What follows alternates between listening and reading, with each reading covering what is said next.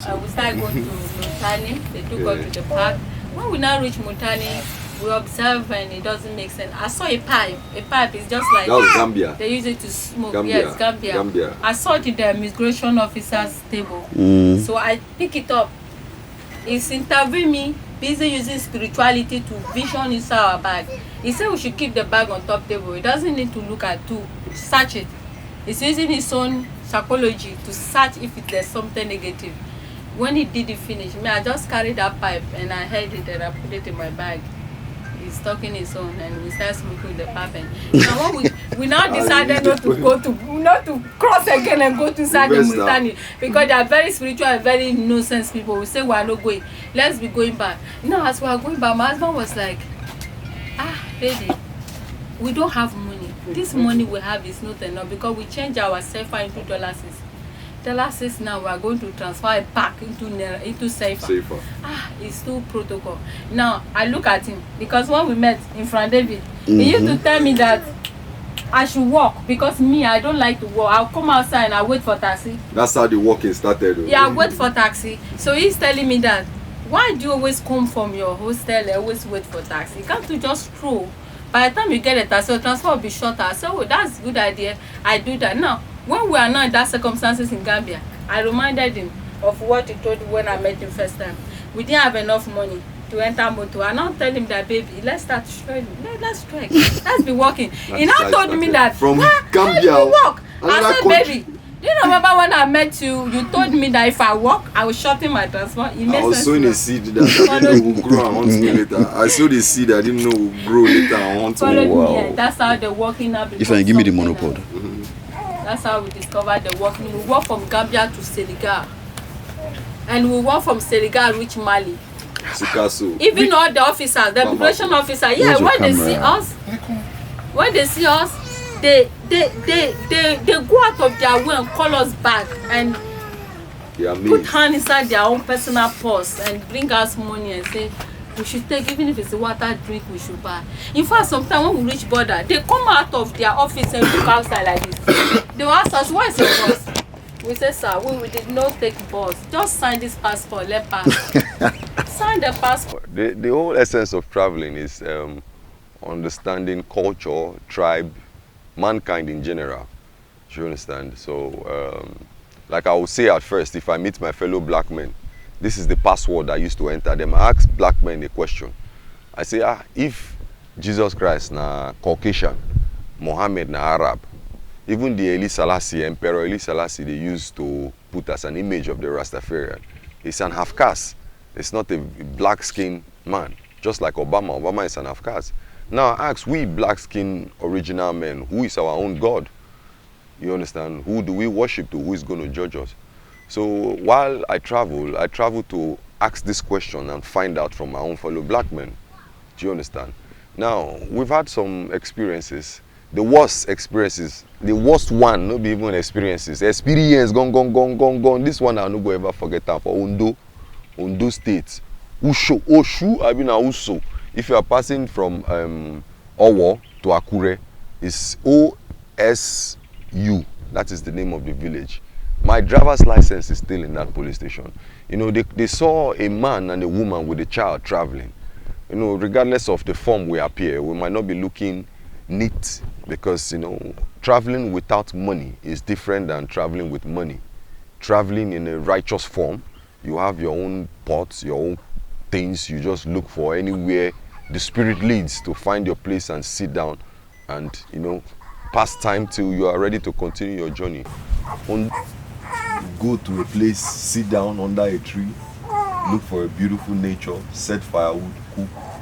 You come in town, we start carrying pot, knife, spoon, everything. Utilities, yeah. Police will catch us for road because they will say I don't see you now for they will say they've seen us from one village.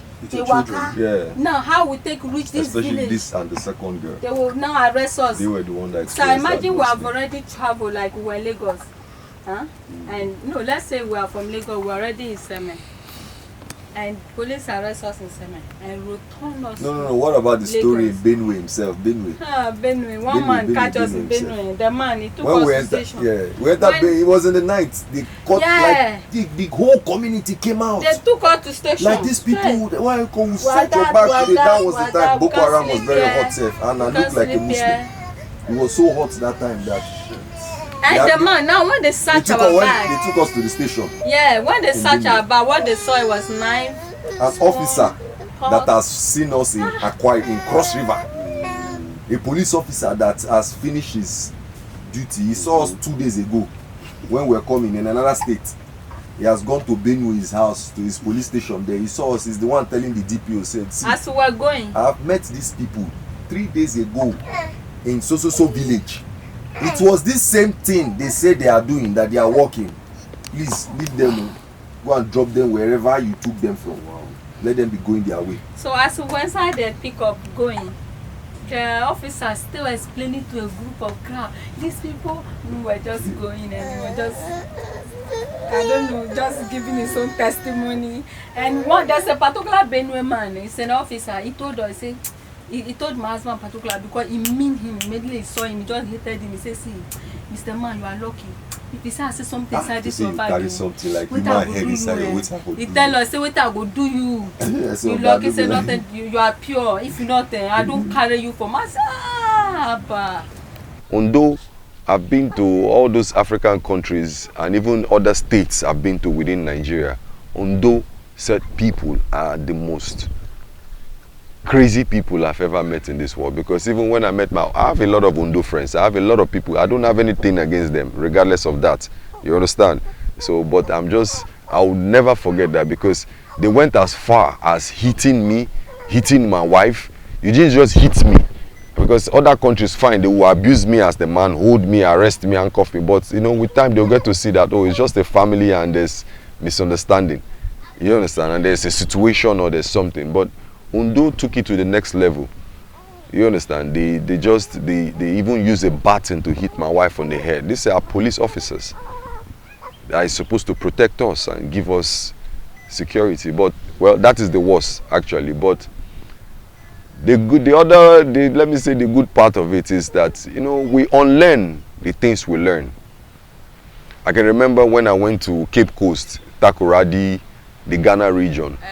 Elmina, Olugbu, yeah, the Ghana part, the western part of Ghana. When I went there was when I discovered that my own religion, praying in the name of Jesus, is madness. Because Jesus, in that part of Africa, they believe Jesus Christ is a slave ship that came to carry black men for slavery. They don't have the same conception we have here in Nigeria, like our mama and our papa indoctrinate us to the focus on Jesus. You pray in the name of Jesus, you pray in the name of Jesus will give you food chop. You think say you go man, we wear white, we be white man, go can't die for you, wash your sin, go away. You know, go face the struggle in South Africa. So it was a bit difficult for me to accept that, but he enlightened me. He showed me another different part of me. You understand? He made me saw life like, oh, this ends slavery, like Bob Marley would say, emancipate yourself from this mental slavery. You get me? So we freed ourselves from that mind. And we're now living a world of self-discovery.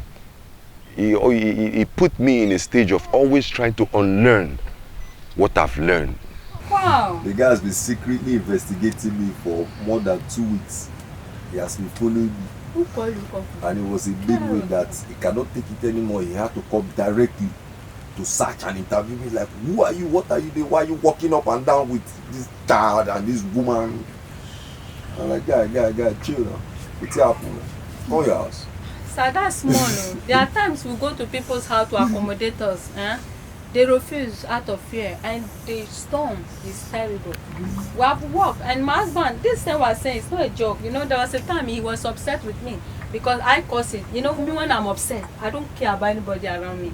I do what I want to do. I can decide to walk from here to Sokoto, even if it's raining or if there's thunder or people are dying. I want to walk in the mist and I don't care. Now my husband is telling me, see what you are putting us. And I was back in comforter. I was small like this that time. There was a serious rain we have never seen. Serious rain that all motors are not moving more than this. because they cannot move more than that. The rain is too much. That's and we were inside. Bogalada to Okene now. We were inside looking for who accommodate us and who will give us hot water to fresh up. We walk on top that inside that rain for like hours. And finally when we got dark safe. And it was still raining. It was still raining. On the express, people were just looking at us with the child. They are afraid to open their door. I mean, they don't understand. Highway. I mean, why people come from?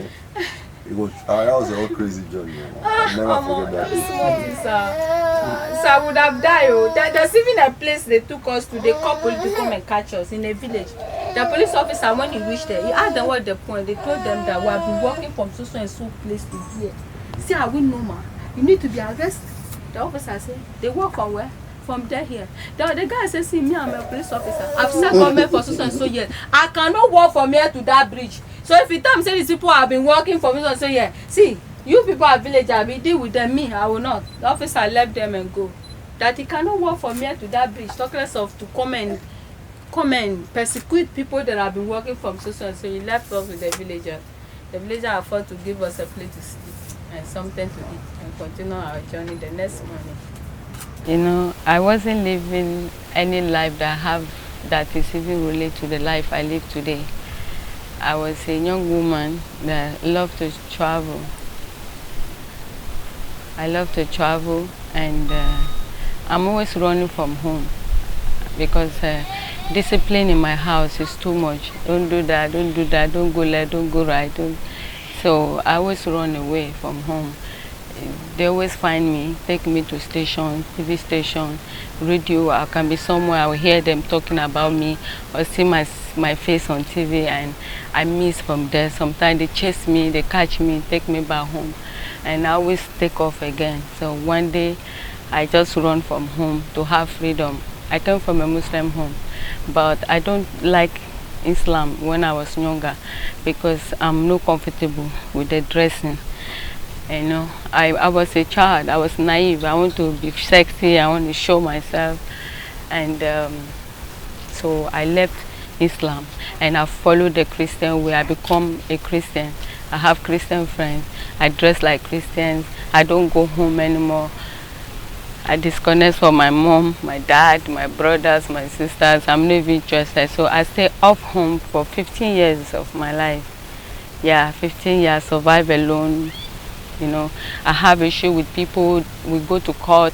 I don't need a lawyer sometimes. I stand my ground. There's always spirit around. Sometimes the judge, people always fight for me, which I know that I don't do anything that is bad, but I'm not holy as well. You know, so out of that freedom, one day I just, something tell me, this is your life you live of Christians. It's not right. You dress the way you like, you dress anyhow. And I notice when I dress anyhow, I get toast anyhow. I get caught by anybody, both rich and poor, illiterate, educated, everybody, no direction. So I now discovered that one day. I say, no, let me go this way. I'm going back to my religion. I think my religion, Islam, is the best. So I try to start dressing back like responsible. Even if I want to wear a lady gown to be sexy, I go to a shop to shop a nice, decent, you know. I start being decent, like that way when I go out, I feel cool. Even whether rich or poor, before you can come and talk to me, you might know that you yourself you are great. You know, so I now have my peace and I love my peace that way. I was living that way, and one day I decided to go back home and see my father. And when I saw my father last, I was very little, like comforter, 7 years old, because my mom got angry one day and took me away because my father have plenty wives and plenty children. So I went home. I traced him where he stays because it's not in Nigeria, it's somewhere in North Togo. So I searched for him, I trusted him, and finally I asked everywhere the name of my father. Everybody know him, very popular. They keep directing me, and finally I found him. I saw him, and I needed my birth certificate. So he told me where it was, one of my auntie I was staying with. I went to meet my auntie and I collected my birth certificate because I want to come back to the world, to be genuine. I've changed my bad character of, I use fake passport, I use Congolese passport, but I'm not a Congolese, I'm a Nigerian. I want to be original.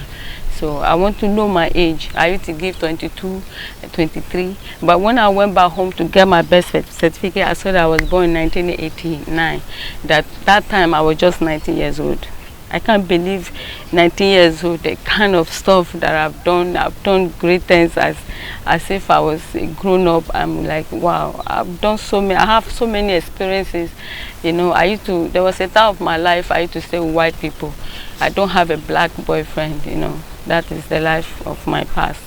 And as time goes, I start relating with my black people, you know, and now I become master of it. Now, go back to my transformation.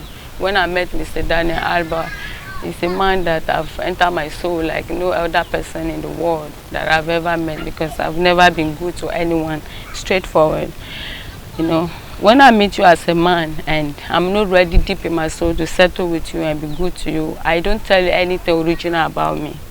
But deep in my soul, I tell my friends, I cannot choose a man of my life and hide one little secret of my past for him. You know, even if I've killed before, you know, I should be able to face him and tell him if he's ready to settle with me, right, he's ready to go, no issue.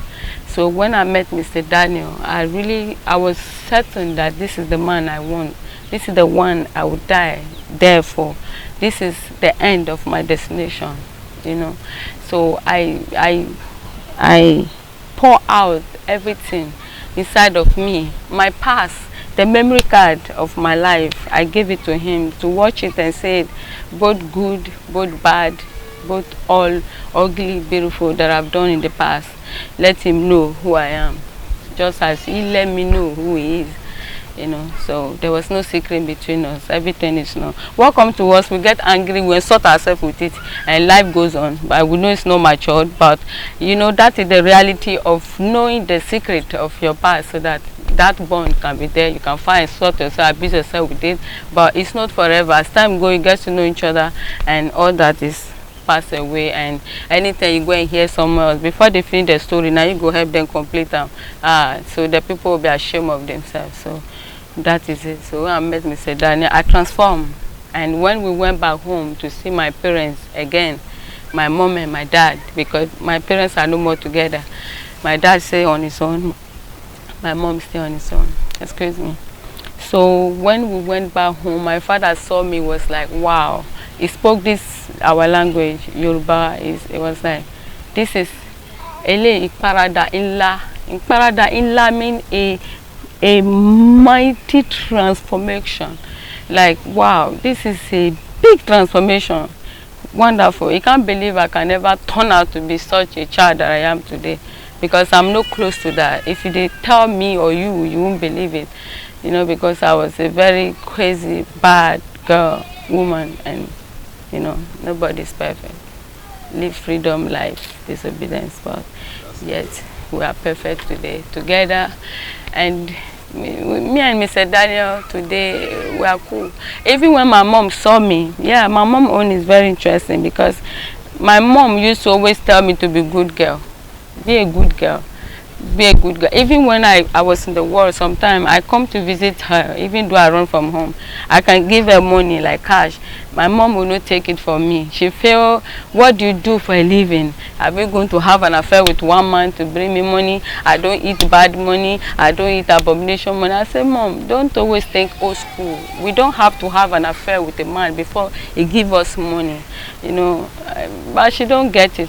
Now I discover one thing. She have a restaurant. If I go out there, I buy tin tomato, that big one, I give 1 pack, oil gallon, I give to her. She accept that, but she don't accept that. So I just, the once in a while I go home, I console her, and to show her that I'm just trying, but I still do no change. I'm still the same child.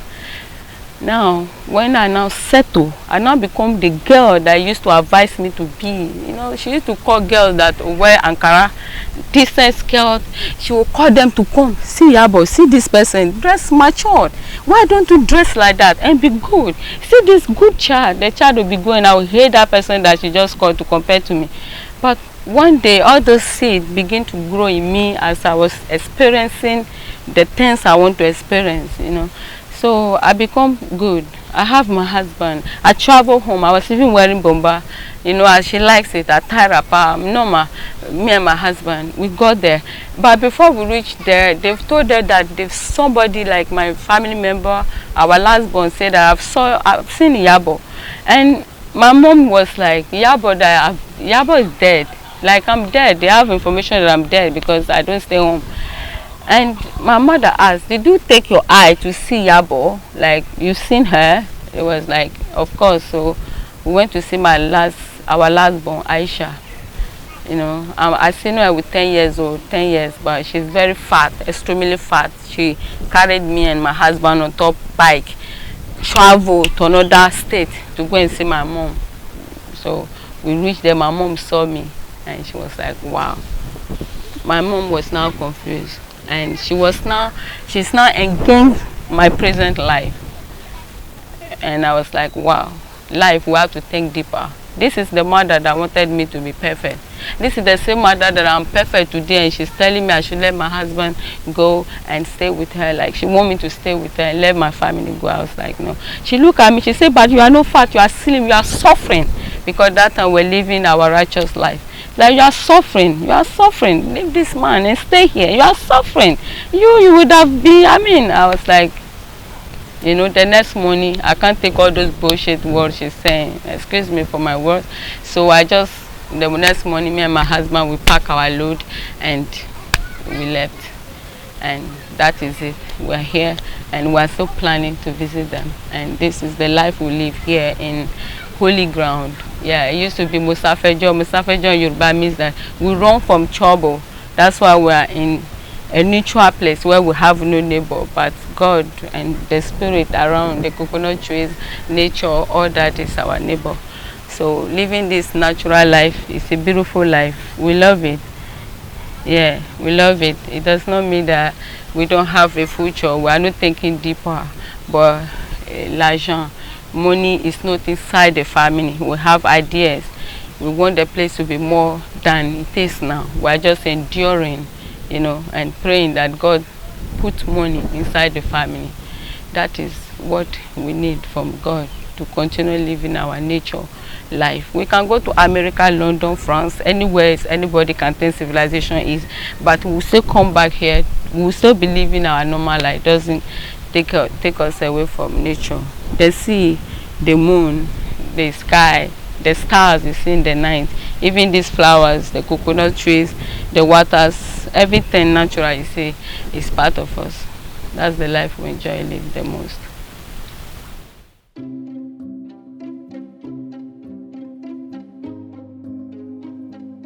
It's almost sunset at Holy Ground, and because there's no electricity, Folake is building a bonfire that will last us through the nights.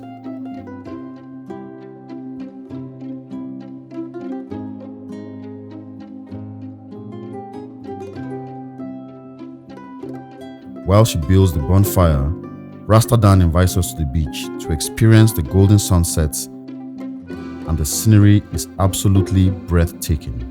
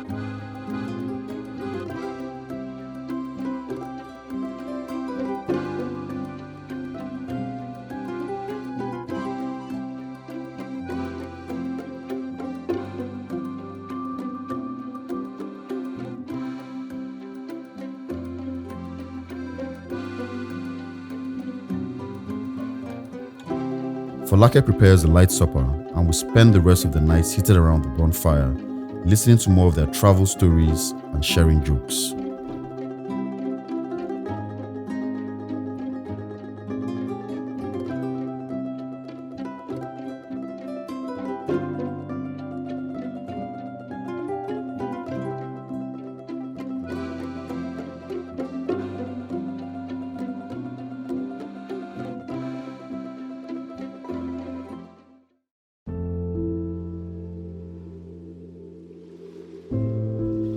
It's a beautiful morning at the holy ground, and our time with Rasta Dan and his family is coming to an end. Just like any other household, the girls help around with morning chores.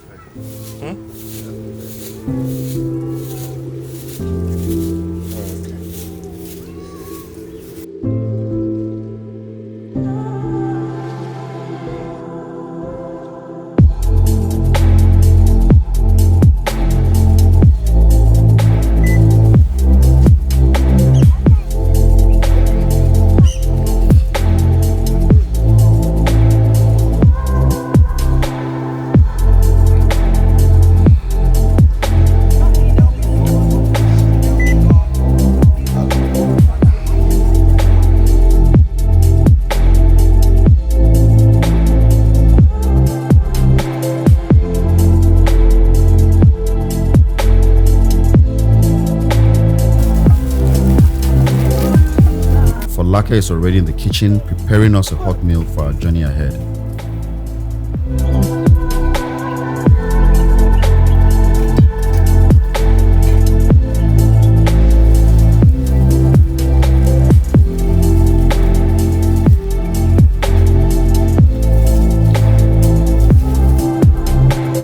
Rasta Dan helps her in the kitchen and with other morning chores.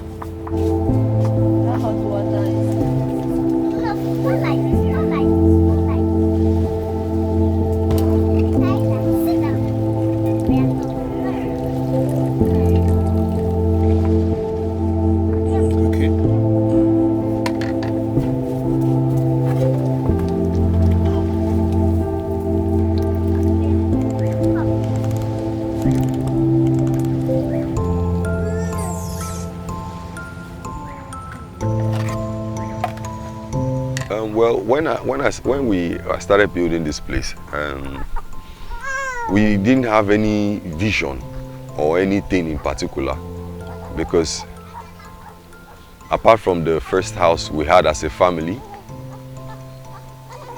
apart from the first house we had as a family in Abeokuta, that was the first place me and my wife, we ever stayed as a couple. We rented a place in Abeokuta where I had my first child. And apart from that, that was in 2015. We started traveling, walking around different countries and all that. But, you know, even then, I used to tell her, we used to discuss about it, like, where would you like to settle? While I was actually traveling, I was looking for where I would find my own peace, to be able to create my own thing, to be able to have the chance to do it. That's why I was traveling all over, part of the reason. Now, so I used to say that, like, you see, Nigeria is my country. I know Nigeria very well. Nigeria is my wife's country as well, but she's not brought up here.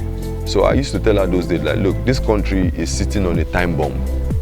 If I'm going to stay in this country, I want to stay somewhere offshore, somewhere by the borders, because naturally I already have a Senegal, West African history part of me.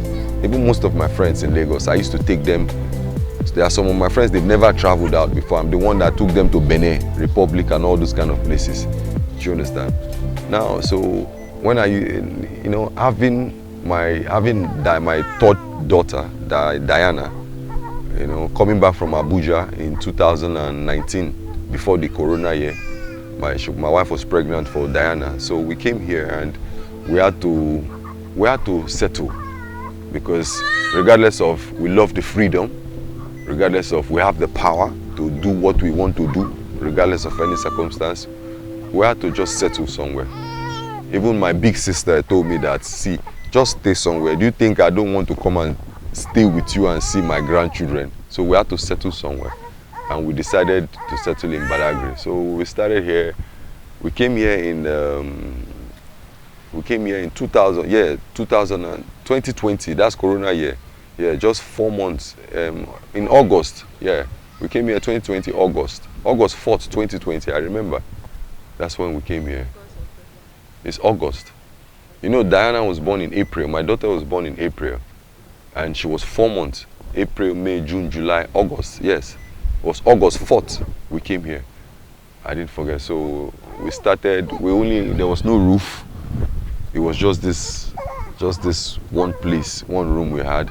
There was no fence, no compound, nothing, just bush and all that stuff. So we started, you know, I bought some nylon, we put the roof, we set up the place. I started going to carry materials, small, started knocking. I have some experience in carpentry. When I did for school those days, I did do intro tech, now I be champion.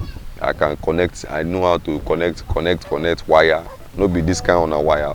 I talk of raw wire, you understand? I have a little bit of mechanical engineering, all those kind of small things. Yeah, so into carpentry and as well. So we started putting up the place together, and you know, my wife as well has the experience of plants because her mom is a traditionalist. She's not a Christian, she's not a Muslim, she's a traditionalist. So she has the experience of plants and vegetables and all that. And me, I'm good at research as well. So when we came together, we put all those things and we saw that, okay, fine, this is a place where we can actually settle for the kids to